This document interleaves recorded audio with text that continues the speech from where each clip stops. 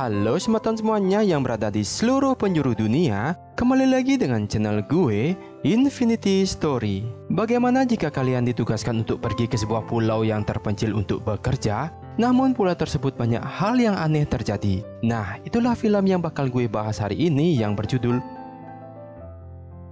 Oke, tanpa basa-basi kalian duduklah dengan santuy, lupakan utang kalian, jangan lupa bernafas, dan kita mulai.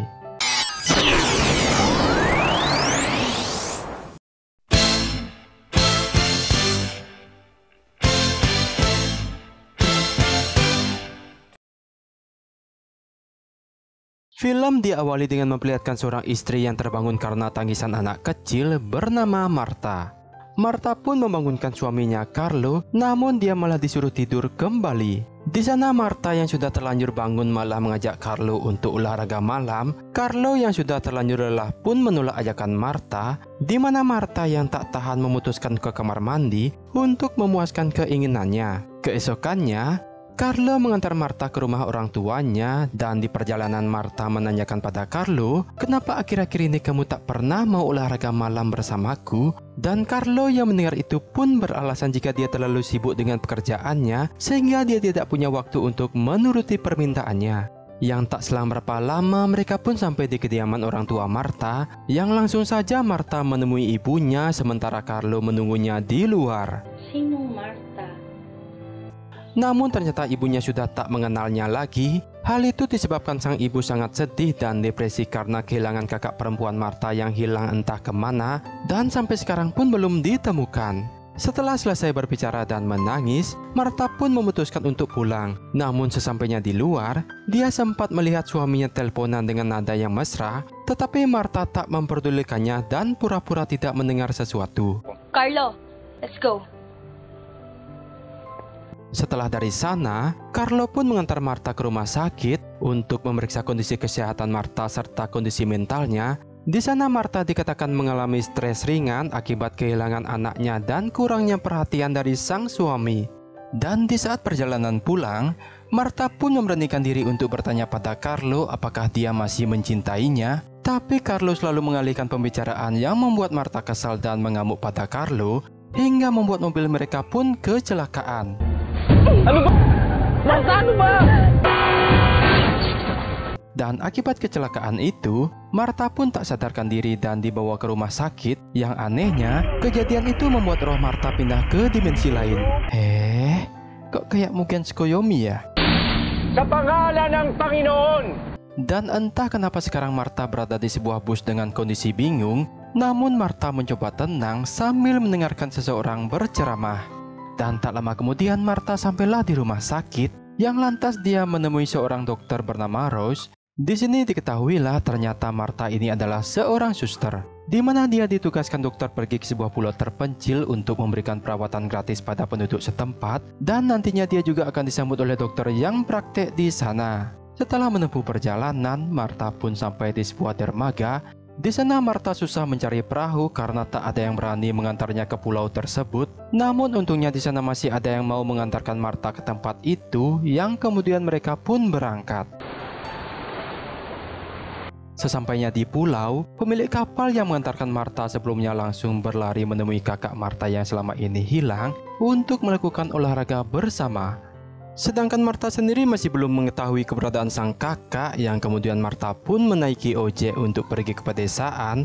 Yang di tengah perjalanan, dia selalu melihat keanehan dan melihat juga sekelompok orang yang melakukan ritual penyembahan.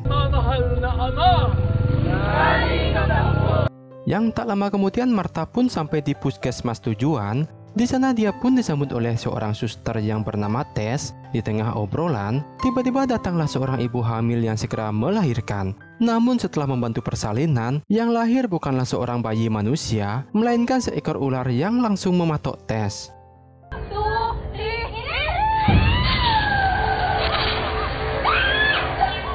Tapi ternyata itu adalah sebuah mimpi.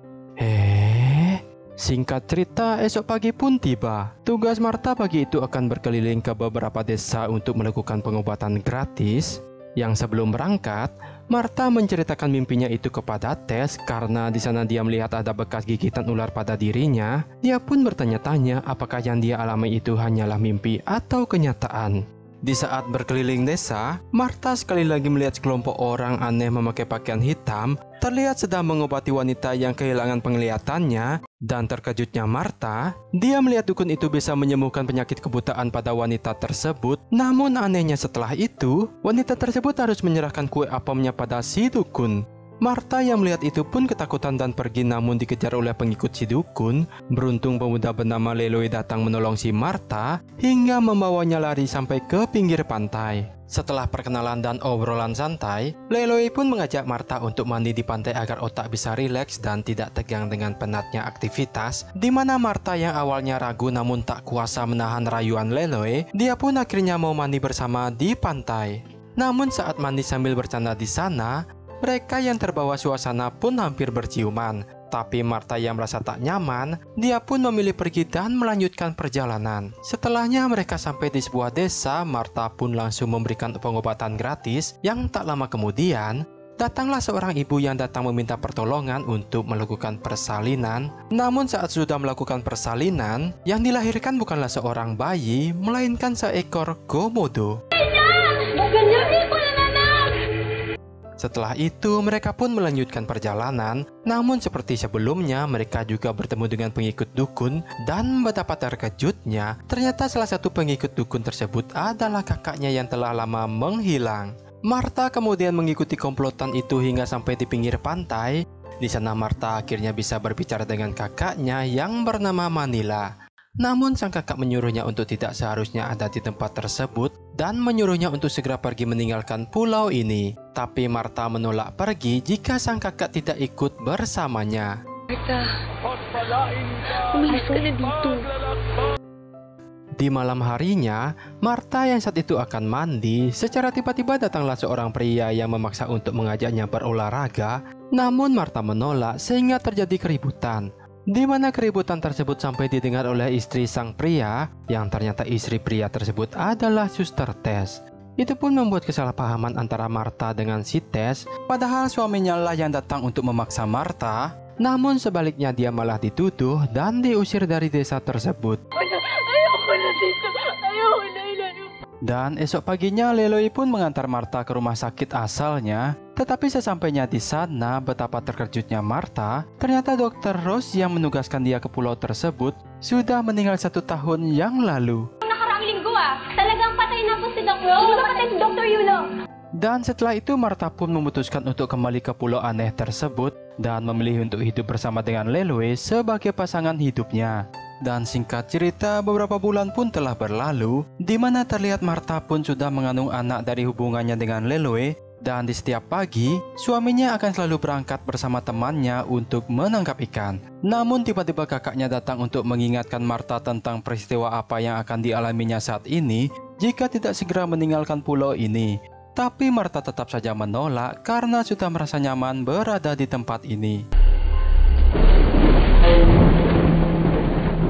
Dan beberapa hari kemudian tibalah Marta untuk melahirkan. Dia pun segera dibawa ke puskesmas terdekat, namun di sana yang menanganinya bukanlah seorang dokter maupun suster, melainkan si dukun sesat dan para pengikutnya. Marta pun langsung dipegangi oleh pengikut si dukun, kemudian si dukun langsung komat kambit membacakan mantranya dan melakukan hal yang tak lazim pada si Marta. Ngeri bener nih dukun. Di mana yang ternyata anaknya Marta dan Leloe ini sudah dijadikan tumbal untuk iblis yang dipujanya. Dan singkat cerita, keesokan harinya Marta mendapatkan kabar buruk jika kapal suami yang ditumpanginya telah mengalami kecelakaan hingga tenggelam. Setelah itu kakaknya pun datang untuk berbelasungkawa kepadanya. Di sana dia tetap masih menyuruh Marta untuk segera pergi dari pulau ini karena kakaknya berkata jika dia bukan dari pulau ini. Tetapi tetap saja Marta menolak untuk pergi jika si kakak tidak ikut dengannya. Dan kini para warga telah menyalahkan Marta atas musibah yang menimpa Leloe dan teman-temannya. Manila yang ingin menyelamatkan adiknya segera menyandera si dukun dan membunuhnya. Kehebohan itu pun membuat Marta bisa melarikan diri, tetapi dia tetap dikejar-kejar oleh pengikut si dukun. Namun beruntungnya ada seorang pria yang segera menyelamatkannya dan membawanya ke pantai. Di sana pria itu menyuruh Martha untuk menyeberang ke sisi lain. Martha yang gak paham dengan maksudnya hanya bisa mematuhinya karena tidak ada pilihan yang lain. Tumawid ka na sa kabilang ibayo. Kabilang ibayo? Yang ternyata di dunia nyata Martha sudah mengalami koma yang sangat lama akibat kecelakaan yang dia alami sebelumnya. Dan alasan pria itu menyuruh Martha untuk menyeberang ke sisi lain dan tidak terjebak di pulau ini karena di dunia nyata Martha sudah mengembuskan nafas terakhirnya yang setelah mengalami koma berkepanjangan. Tamat, sungguh film yang membingungkan. Nah, itulah film yang berjudul Pulau Keinginan yang kalau kalian nonton tidak boleh setengah-setengah karena kalian pasti bingung mengikuti alur filmnya. Dan makna yang bisa gue ambil dari film ini adalah nggak tahu. Beneran nggak tahu gue. Nah, terima kasih sudah menonton dan sampai jumpa lagi.